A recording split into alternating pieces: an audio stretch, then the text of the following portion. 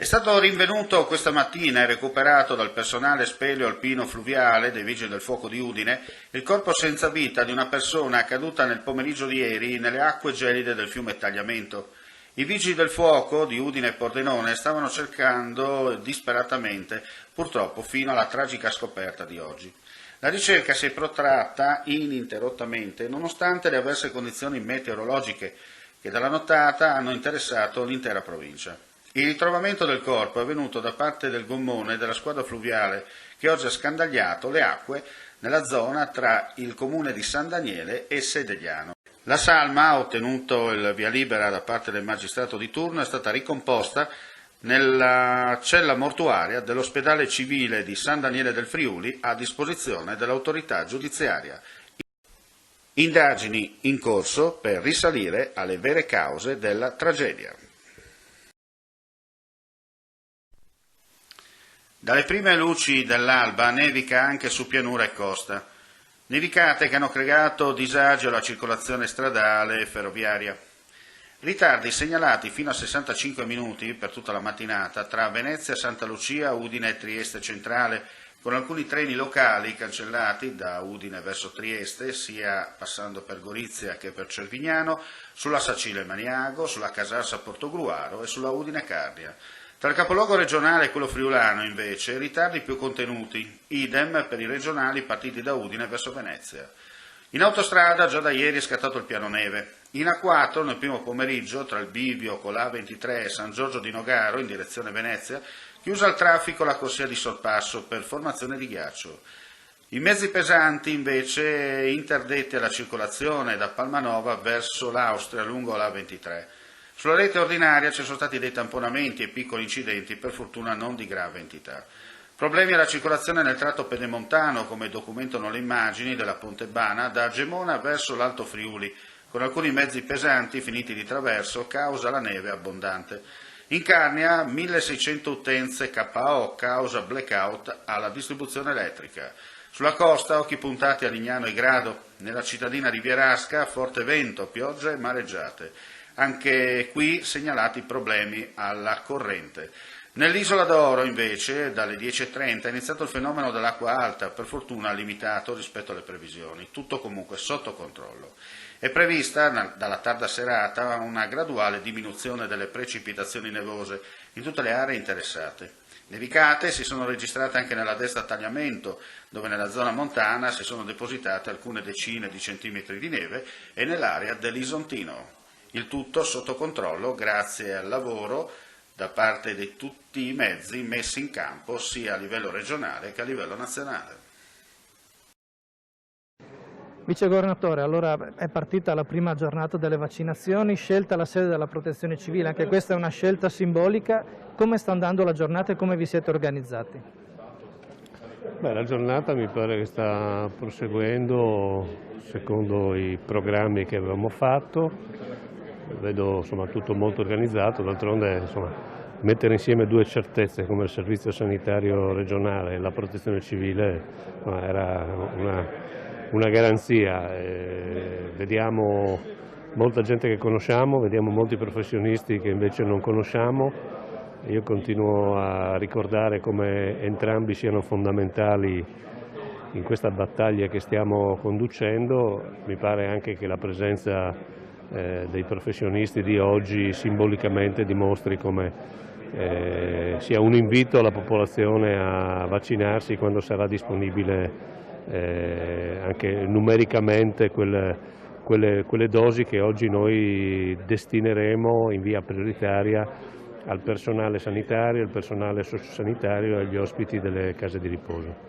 Lei ha seguito da metà febbraio tutti i giorni, senza Natale e Pasqua compresi, questa situazione. Che significato ha per lei la giornata di quest'oggi con il primo vaccino?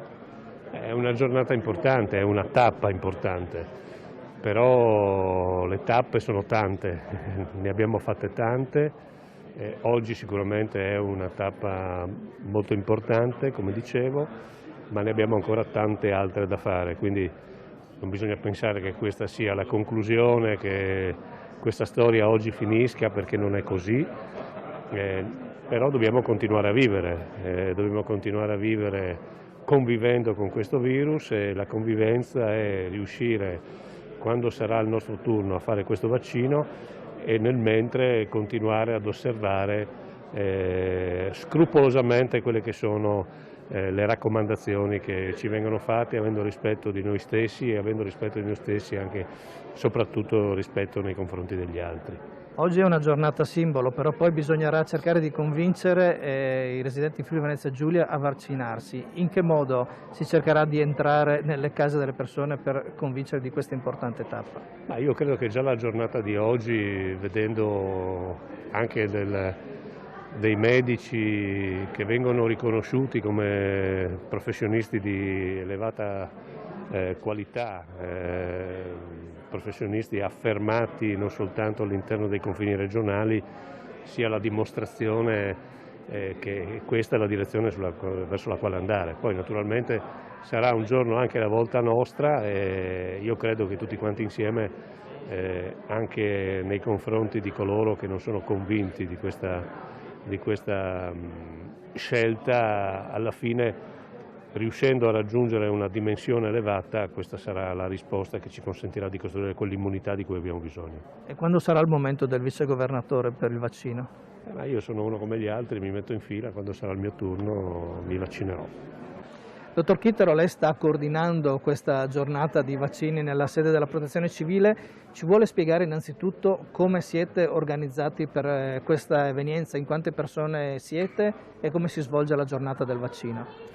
Oggi, come da indicazione del Ministero, ci sono state consegnate 265 dosi e quindi queste 265 dosi verranno tutte somministrate nella giornata di oggi all'interno della sede della Protezione Civile. Abbiamo iniziato alle 9 del mattino e con 5 appuntamenti ogni 10 minuti finiremo alle ore 17:30. Le squadre, abbiamo 5 postazioni dove andiamo a vaccinare le persone, con 5 infermieri vaccinatori, più 3 medici che coordinano le altre attività. Abbiamo poi 2 infermieri diluitori che prepareranno le dosi in una stanza separata, quindi diciamo che lavoriamo una decina di persone, però nella giornata di oggi saremo una decina di persone. Sappiamo però che i numeri sono diversi, cioè mi pare che siano 56.000 le dosi che dovrebbero essere inoculate, oggi sono 256, quindi è puramente dimostrativo come appunto funzionerà nei prossimi giorni.